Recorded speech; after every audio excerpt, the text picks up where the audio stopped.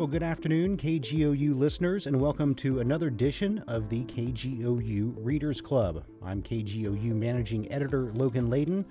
This hour, we highlight the book New Deal Cowboy, Gene Autry and Public Policy from OU Press and author Dr. Michael Duchemin. He joins me for the hour to discuss this book. Dr. Duchemin, thank you so much for joining me today. Absolutely, Logan. Glad to be here. Thanks for having me. Yes, indeed. So, New Deal Cowboy isn't a new book necessarily, not super old. Kind of, can you tell us sort of where we're at? It's been a few years since it's released, but there's sort of there's some new stuff going on with it. Yeah, sure. I spent about 16 years as a curator for the what started out as the Gene Autry Western Heritage Museum and ended up as the Autry National Center of the American West. And during that time, I was the curator of the Gene Autry collections in the museum. And there's so much rich material there that it prompted me to work. It really started with a 2007 centennial exhibit to celebrate Gene Autry and his legacy.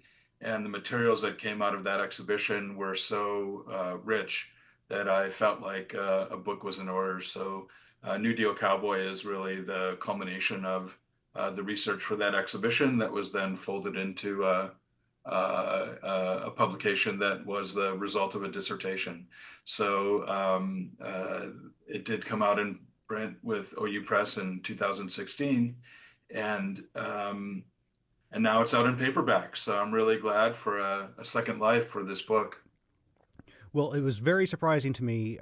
Grew up in Oklahoma, been in Oklahoma all my life, so certainly I'm aware of Gene Autry and some of his music, but was absolutely not aware of the particular role that he played during a time of great tumult and change in the United States, whether we're talking about the Depression, World War II, or the changing media environment that was taking place during that time. He was a major figure during this time and played such an important role that I think maybe a lot of people don't know about until you sit down and read New Deal Cowboy here. And also, he had many ties to Oklahoma. I do want to at first here kind of ask you about that. When we're talking about Gene Autry and his relationship to Oklahoma, if you could talk about that a little bit. He wasn't born here necessarily, and I think his life took him many places, including overseas, but we do have an affinity for him here. If you could talk about his sort of relationship to Oklahoma. Sure. Well, he was born in North Texas. Indian Creek, I think, was the location. I did visit the his birthplace. It was a rural place where they lived, so the I don't believe the house is any longer there, but there's a small community. And then, as a young adolescent, he went to live with his uncle on a ranch in southern Oklahoma, and it was really through his formative years that he was living there. And that ranch is a little bit south and east from present day Gene Autry, Oklahoma, which used to be Berwyn, and changed their name at the height of Autry's career back in the 1940s to recognize him as a national figure at that time. And but Gene always had an affinity for Oklahoma and Texas, and throughout the course of his career, he also got started on the radio in Tulsa, Oklahoma. His like with many singers and songwriters, their careers were launched in Tulsa. That was a hotbed of music, and then especially radio when radio was beginning to emerge in the 1920s and 1930s. And Gene was there in those nascent years at the beginning of radio, and developed a strong base from playing live on the radio. In those days, they did a lot of their events live, so you could hear singers and musicians play. And then in the evenings and on the weekends and really throughout the week, they would tour around the area and play live events at uh, ranch parties and clubs and any place they could find a venue really. So that combination of and then the other thing I think that's important in those days in the 1920s and 30s is that a lot of people played music at home. You didn't have a lot of entertainment, So you often would have a piano or a guitar or some kind of music, and just the family would get together, on the weekends. Not every household, of course, but many households, and play music. And so sheet music was being sold in reams at that time. New songs coming out. There weren't, this was before records, so people would play those songs at home, and then records emerged, and then radio followed records, and then live performance was always a glue that held all those things together. So culturally, and in Oklahoma, Texas, what I refer to the book probably in the book probably too many times is rural, small town, and newly urban. But I really wanted to really emphasize that this is the audience for Gene Autry's entertainment. So anyway, that environment really emerged, and from Tulsa he went to Chicago. That was his first big break. He got a job with WLS Radio in Chicago, which was um, which was funded completely by Sears Roebuck and Company, and they promoted and it was run through a nonprofit that Sears had set up, and they promoted their products. They didn't advertise. There was no advertising on the show, but they promoted the show in their catalogs and in their products. They got people to tune in. People loved the show, and then they bought products from Sears as a result of it. And there were branded merchandise like Gene Autry guitars and things like that that you could buy that were promoted. So it was a strategy that evolved into what we began calling in the early part of the 21st century, this idea of soft power. And it's a way of influencing people and countries and all around the world. I think today the greatest example of soft power in the US today is Taylor Swift and her massive support worldwide.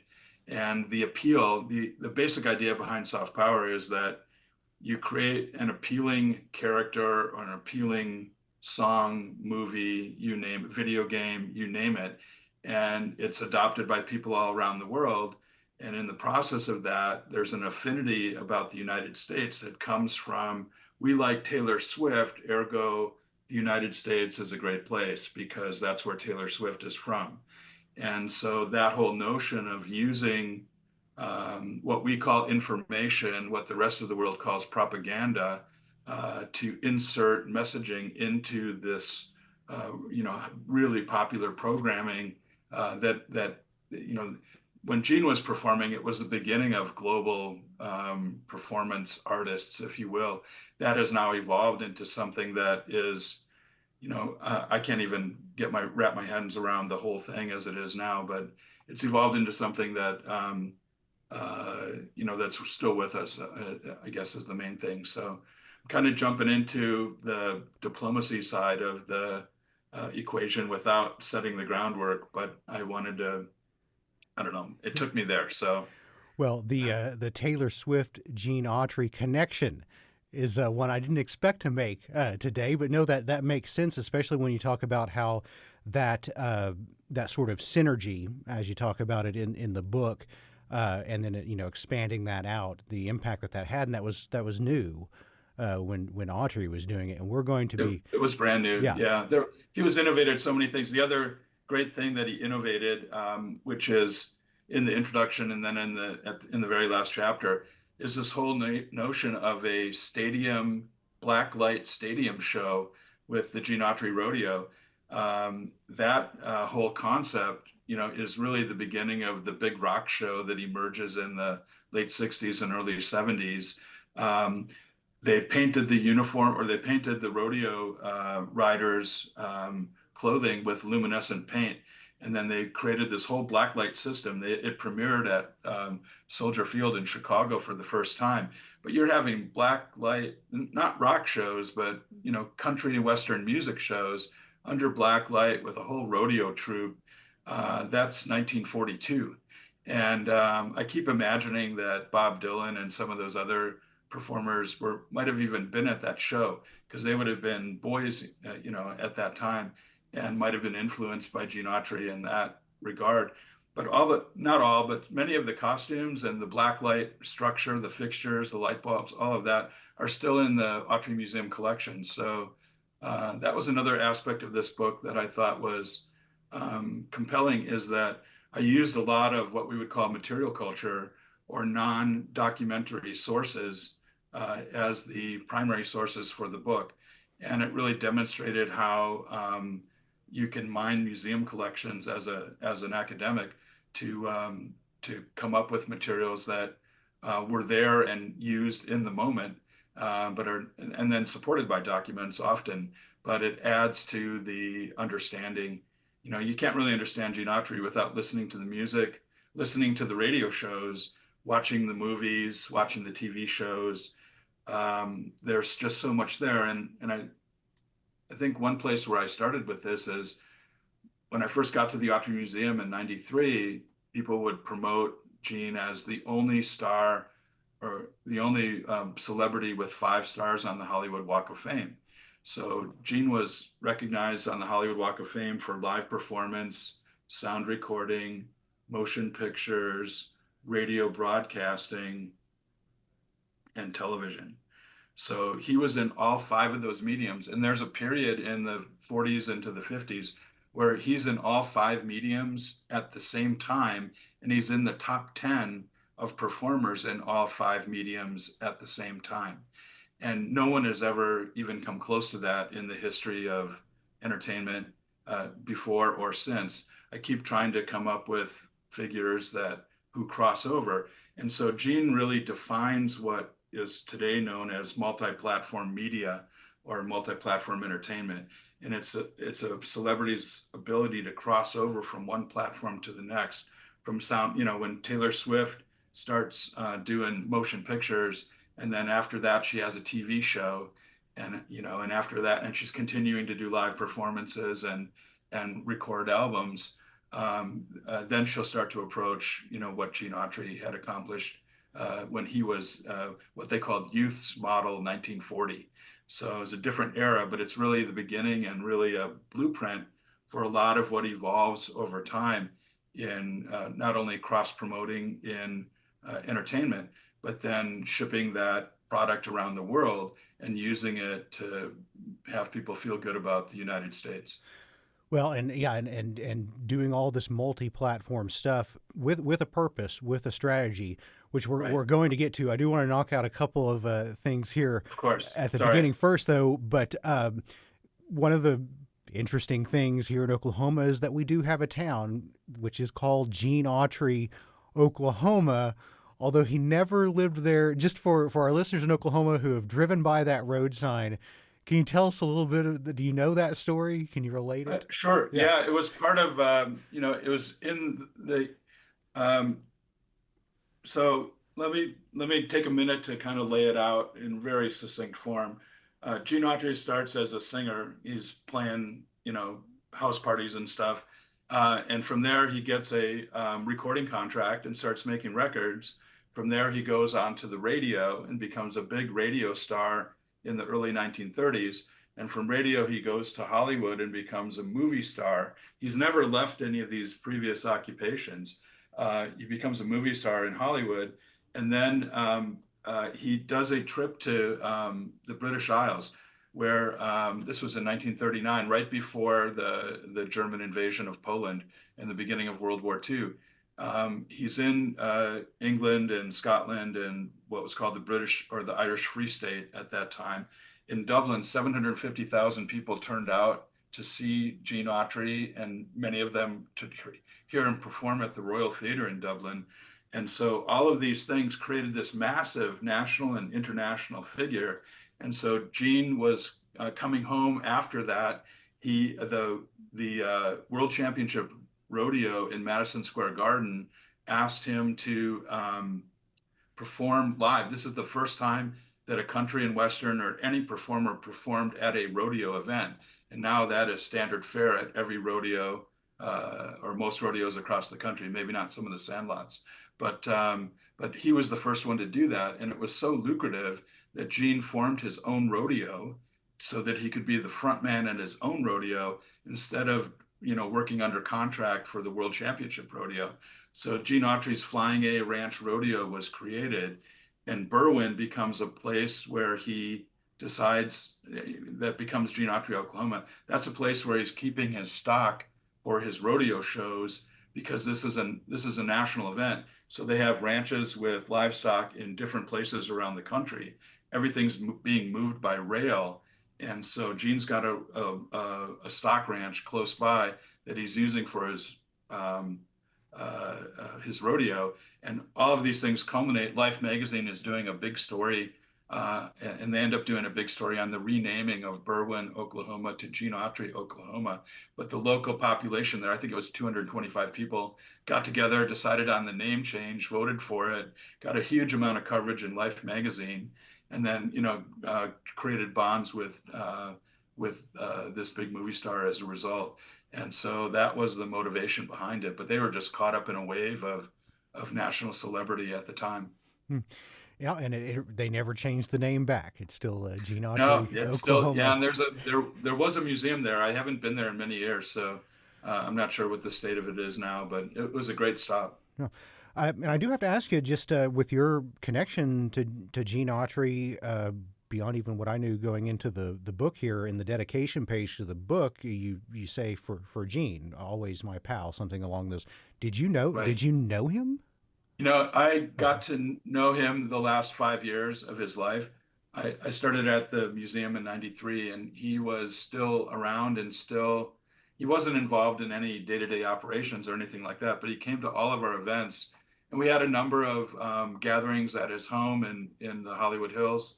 Um, and he would do fundraisers and house parties. And there'd always be another band there, and of course, in those days, but always at the end of the night, Gene would pick up his guitar, his old Martin D45, and he would play Back in the Saddle Again, typically, or a couple of his favorites. This was when he was well into his 90s, and he was still enjoyed being in front of an audience like that.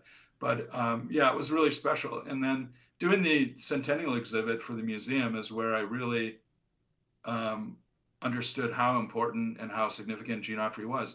And this is kind of I wouldn't call it a falling out, but I had a difference of opinion with the museum and with Mrs. Autry about how Gene should be represented because uh, Gene was adamant and his wife was adamant, Jackie was adamant that the museum shouldn't be about Gene Autry because he didn't want it to be a vanity museum. It should be about the West that Gene Autry loved. And I totally get that.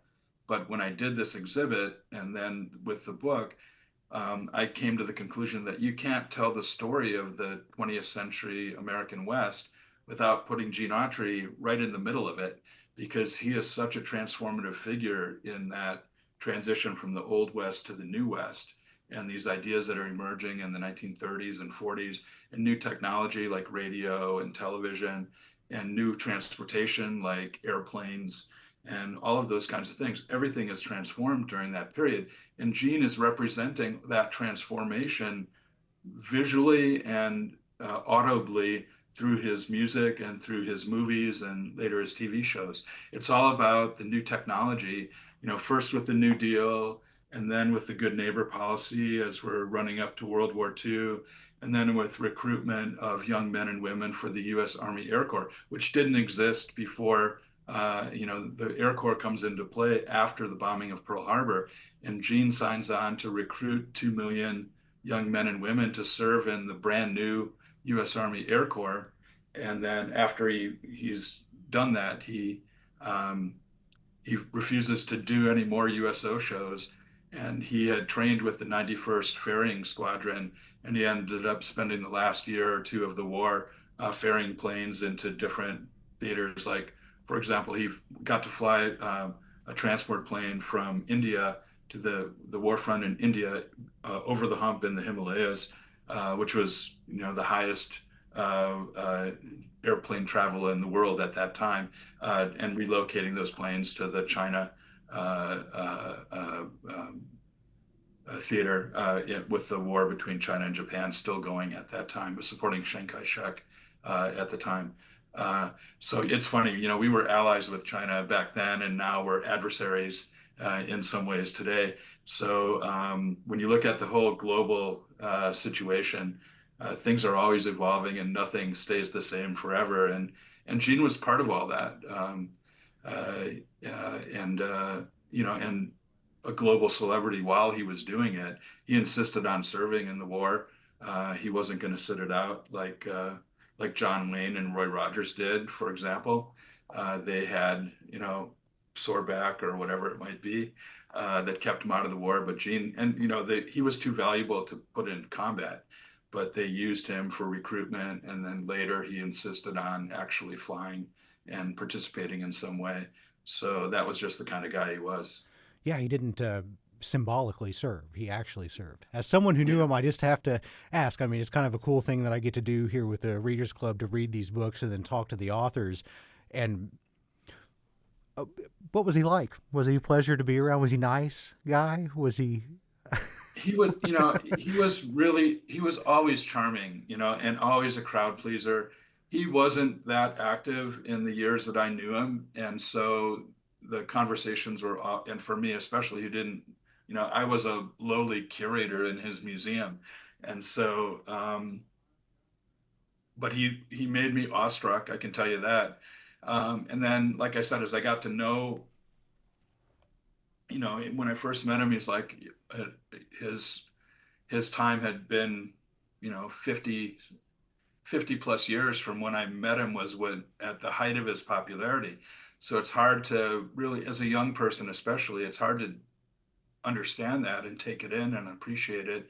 You're kind of wowed by him because he has a presence and a magnetism that was unmistakable.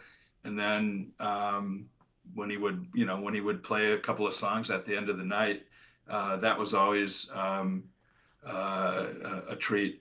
But the number of people who, Willie Nelson, Garth Brooks, we did these annual gala events, and all the top performers who had roots in country and Western music would all come and pay tribute to Gene Autry. He was their hero and their role model coming up for all of them, and so you saw that, or I saw that, and really began to understand how important he was and how important he was to so many people, truly millions of people.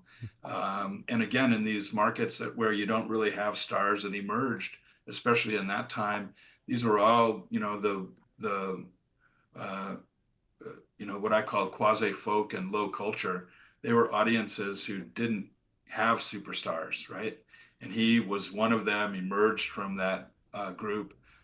These are the Walmart shoppers today. And they didn't have one of their own who was someone they could look up to. And Gene provided that, and really made it into, and he became a national, he was in the top 10 on the Hollywood A list for, I think it was 3 or 4 years in a row in the late 30s and early 40s. And he was this, Western stars were not, they were low culture at that time, right? Nobody wearing a cowboy getup would make it to in, on the stage in New York or in Hollywood for that matter. But Gene broke that barrier and elevated the whole culture to a national significance, and that helped a lot of people rise up during that period and feel better about themselves. Again, it's that whole notion of just being appealing and pleasant, and gave people a lot of confidence. And his movies were, they were always message movies, and there was always some kind of moral code. What became Gene Autry's Cowboy Code emerged from that, and people, lived by the values that Gene professed in his songs and his movies and his other entertainment. And he transformed a lot of lives, including mine. Let's need a short break for us. The book is New Deal Cowboy, Gene Autry, and Public Policy. The author is Dr. Michael Duchemin, who's with us for the hour. We'll be back on the KGOU Readers Club.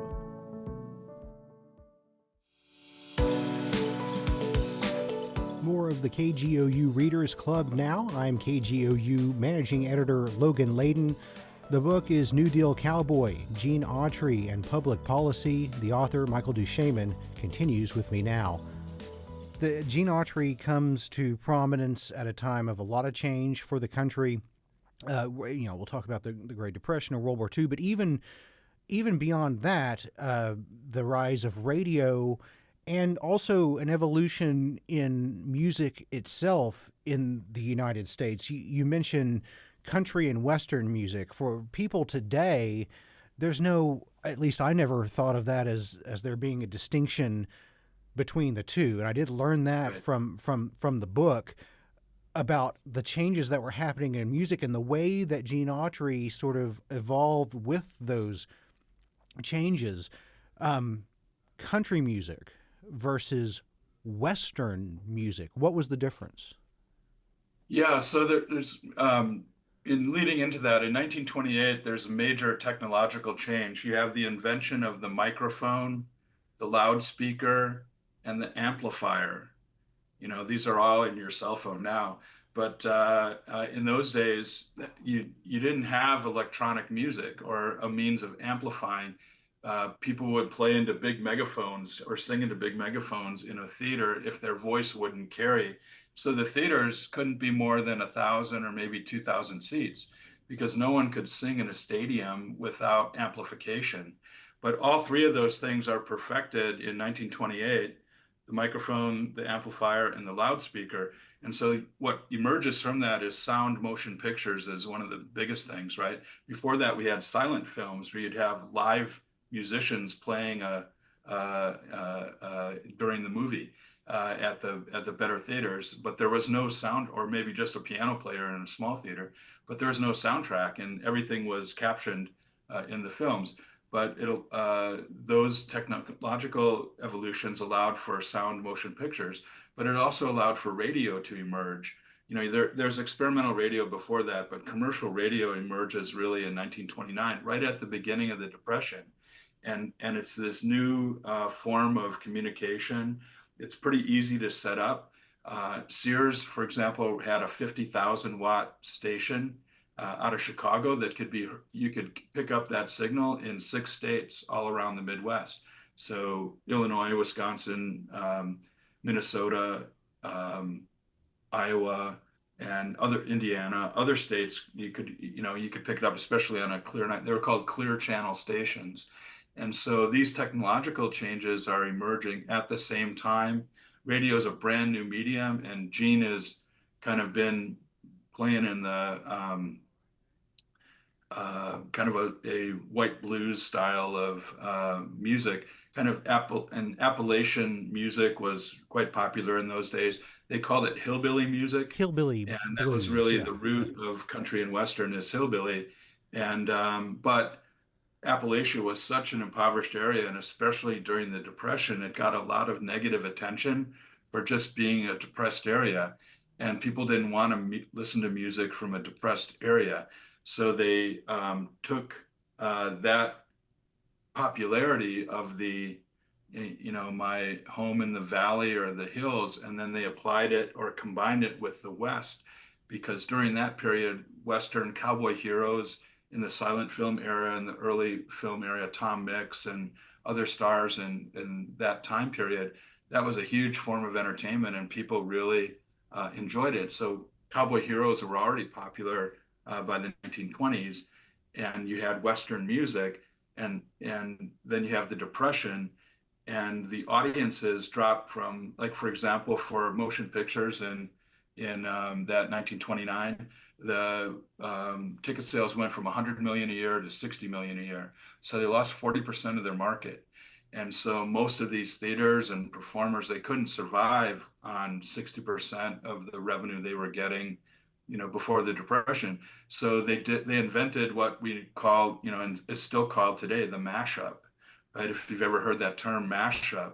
And what they took is they took different genres of music and then later different genres of film and mashed them together to hopefully reach enough of an audience from these pre-depression audiences that still existed out there. So you might not like musical, or you might like musicals but not necessarily westerns, or you might like westerns but not necessarily musical. But when you mash up musical and western, then you grab audiences from both genres to try to, patch together enough people to make it profitable to still put out a movie during a depression period in the country.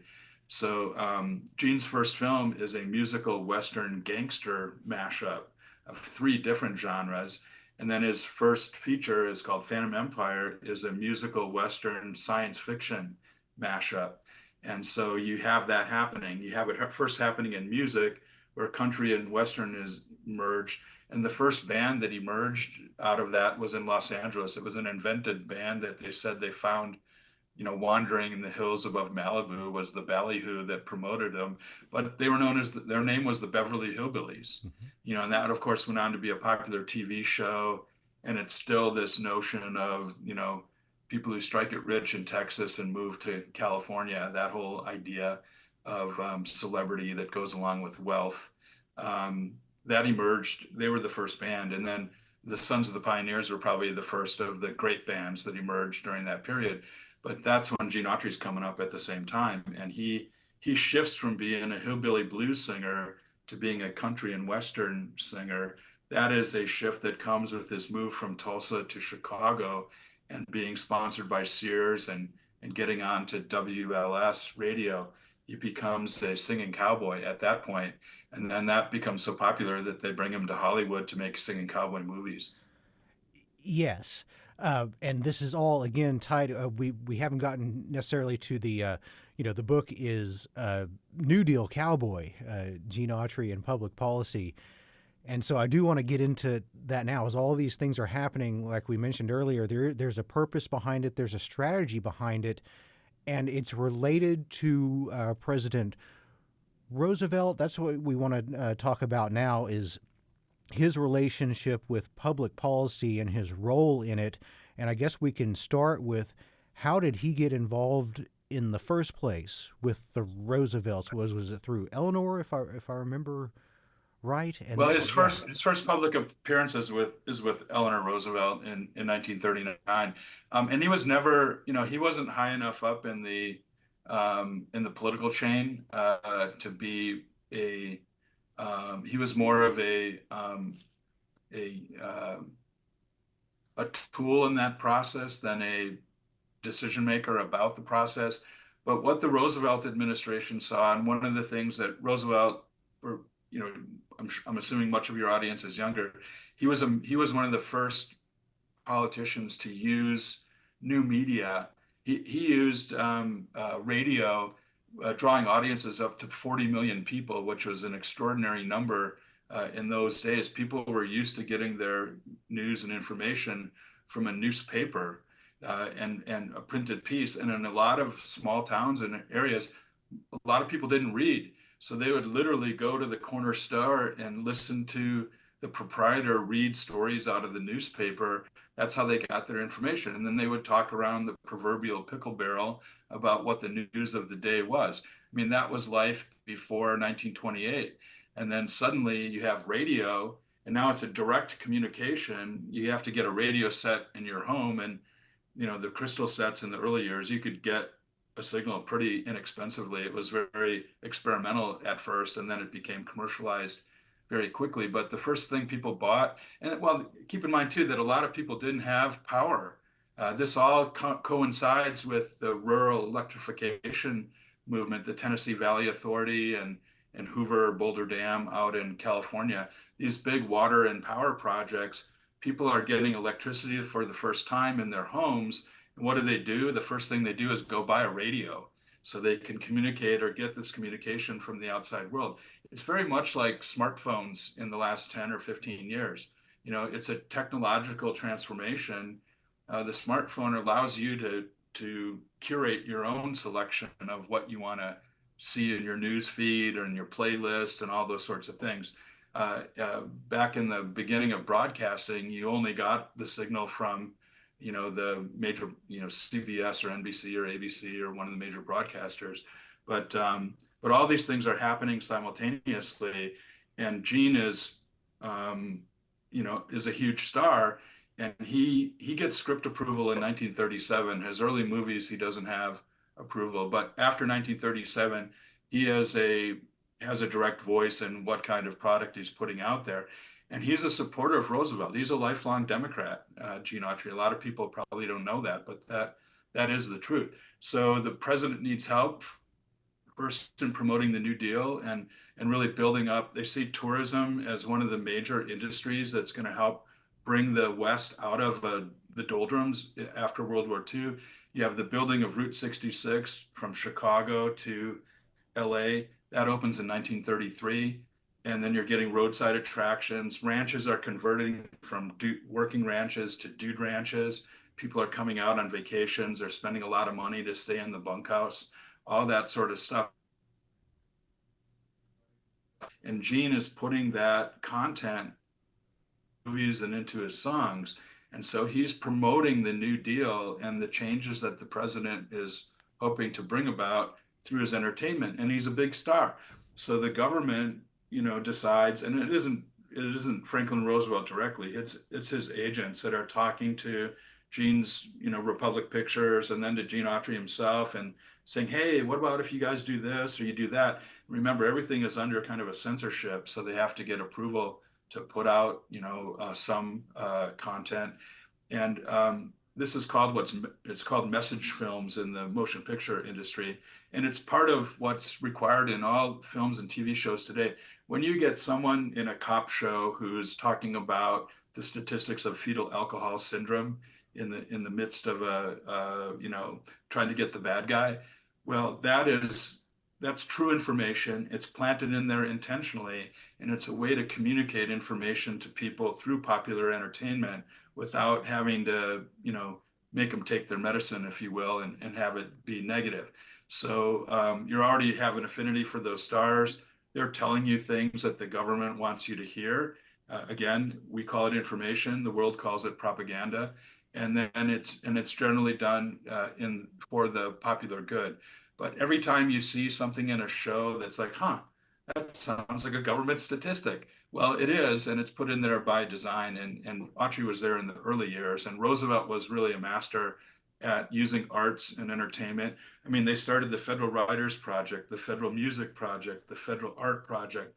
He was putting fingers into all those pies and then creating entertainment and sending it overseas that was popular and well received, often free for those other foreign markets. And that was a way to make America look good to the rest of the world. And that's the nature of what's called soft power. And Gene Autry was a major participant and a willing participant, all the way up to enlisting in the U.S. Army Air Corps live on his radio show while his rodeo is performing at Madison Square Garden with an audience of 2.5 million tuning in for that broadcast. He enlisted and became Sergeant Gene Autry as a means of promoting recruitment. And a lot of his followers signed up, and the number was 2 million that he helped recruit for the war effort. And so that's kind of the culmination of the book. But yeah, Gene was all in with that. He was always a patriot. He always believed in Americanism in a sense of we have, good ideas and moral values and things to share with the rest of the world.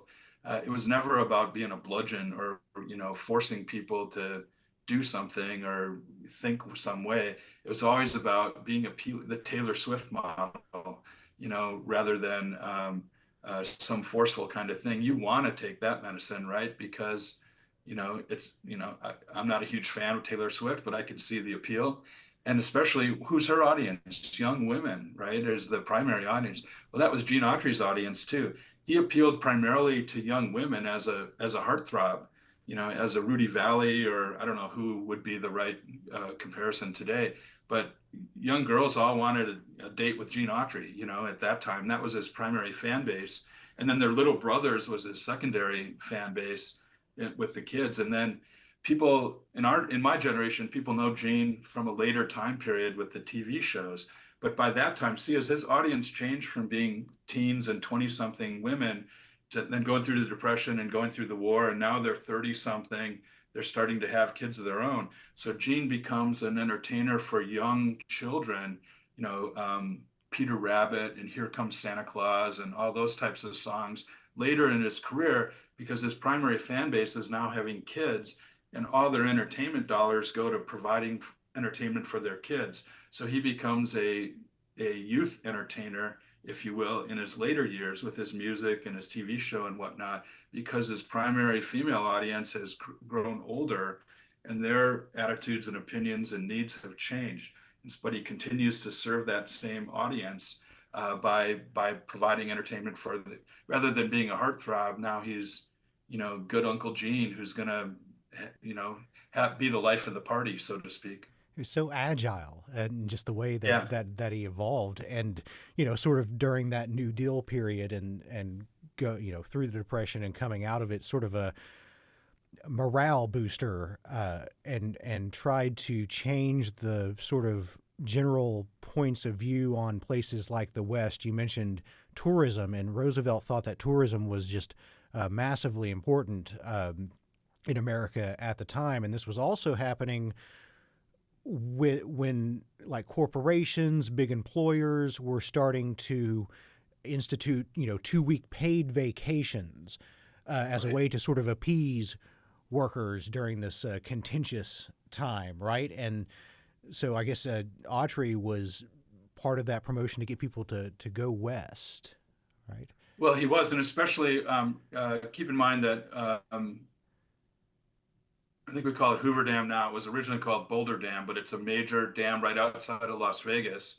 If you've ever been to Las Vegas, or your listeners, and it's a great tour if you've never done it to go, because you can go down inside the dam. But they're generating, storing water and then diverting water through canal systems.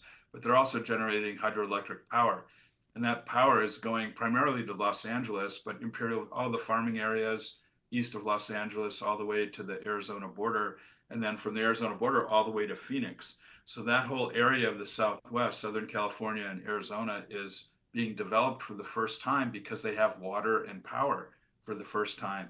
And so a lot of Gene's movies are about ranchers who are in that area, and they're getting water and power, and then they're transforming as a result. You have a lot of industries that start moving into California and Arizona during that time period. Companies like Intel, and the predecessors of big companies that can take advantage of those resources.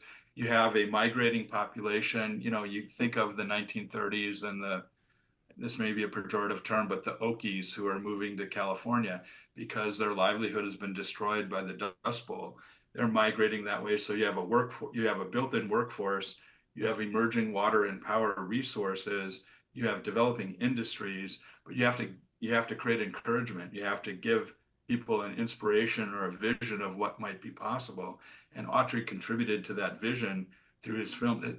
His films. His characters would sometimes show up on airplanes, right? Nobody was flying. They were only carrying mail in an airplane plane in those days. But he would show up for the gig at the ranch party, flown in by his benefactor to do the show and things like that. And that was all like, holy cow, that's jet set, right? That's the beginning of the jet set lifestyle. And he's promoting that with a Western flair, right?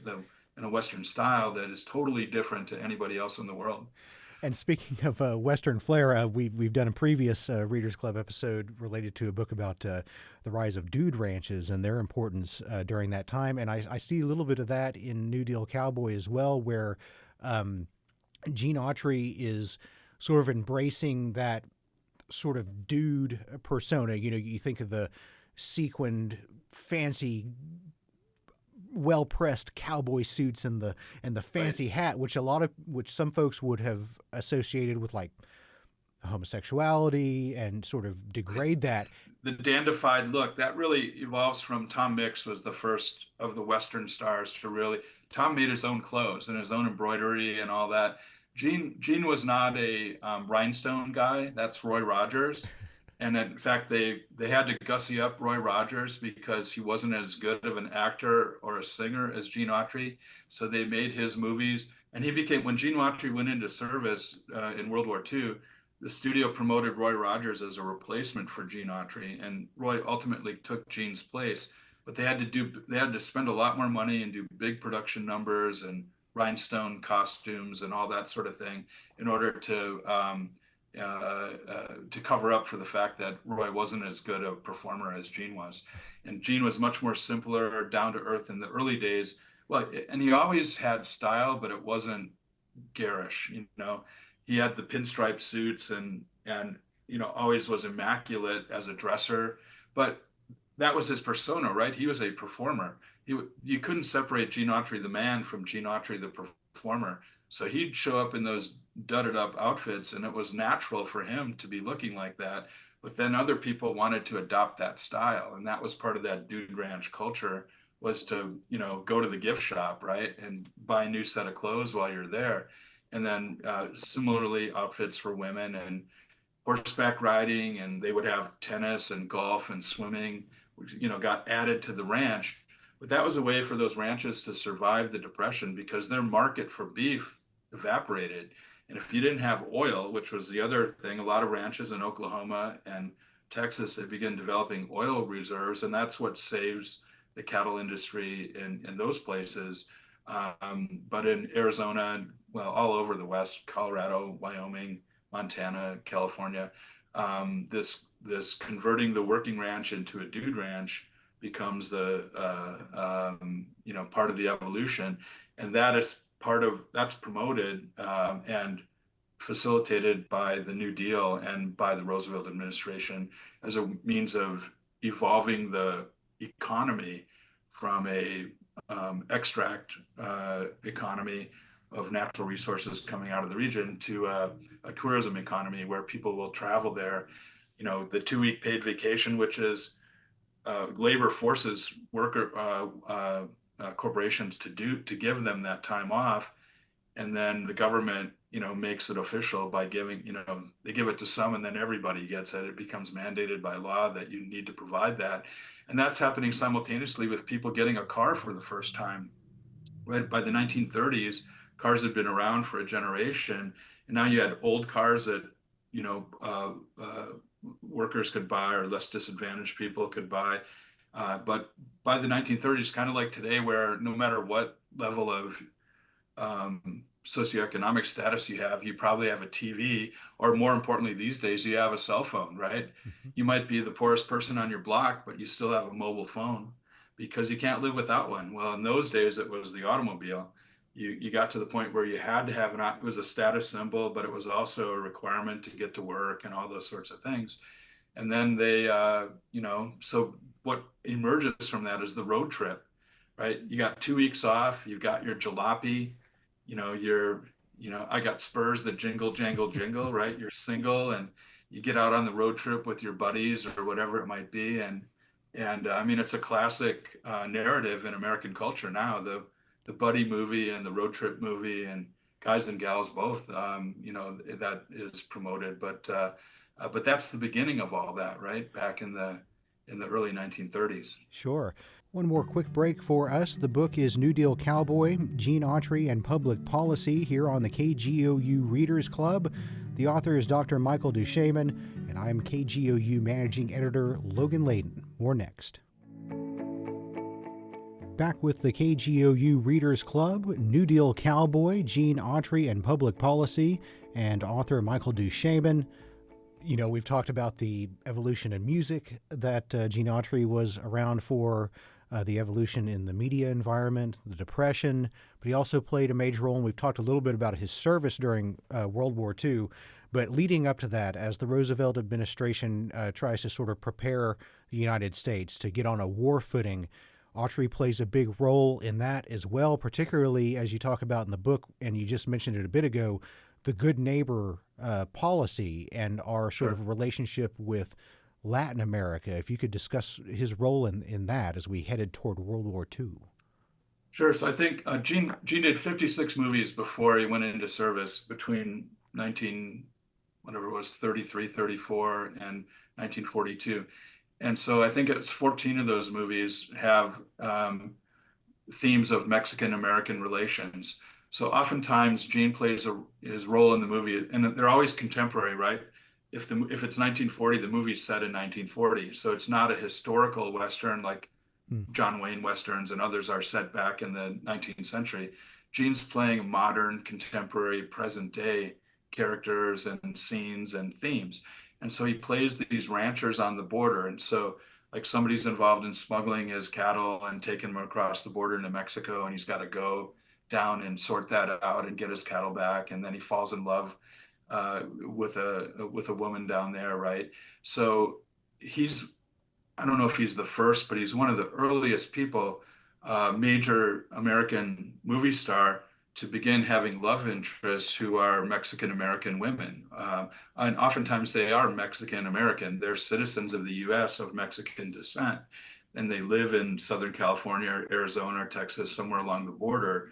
But he's also promoting that, hey, look, 57% of the what we would call Latinos now in the country at that time were citizens.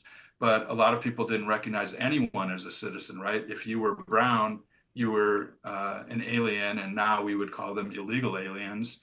They didn't use that term back in those days. But Gene would go down, and he would, in his movie, he would have a senorita who was his love interest. Now he never, there's no sex in a Gene Autry movie, and they never, when he would kiss, he'd hold his hat up in front, and there would be this assumed kiss going on behind the hat, right? You never even see him kiss a girl in a movie, but he would sing songs with them, and he would celebrate. You know, the Dude Ranch house, or the ranch party, would become the fiesta. Yes, indeed. I knew we were going to run out of time, and we still haven't hardly scratched the surface of the role that Gene Autry played during that time of American history. But you can read all about it in New Deal Cowboy, Gene Autry, and Public Policy. Dr. Michael Duchemin, thank you so much for joining me to talk about this fascinating corner of American history, an important corner of American history. That'll do it for this edition of the KGOU Readers Club. I'm Managing Editor Logan Layton.